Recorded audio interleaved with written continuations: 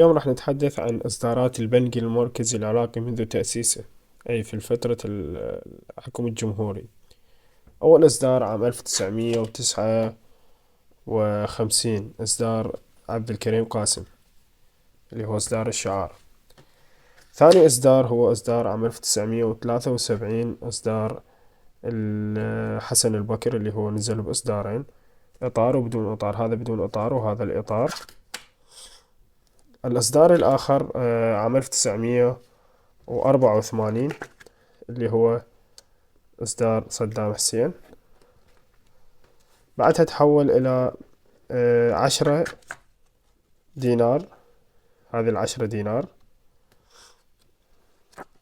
وبعد السقوط صار عندنا 1000 دينار، اللي هو بإصدارين تذكاري، اللي هذا إصدر بمناسبة انضمام الأهوال لليونسكو وعادي.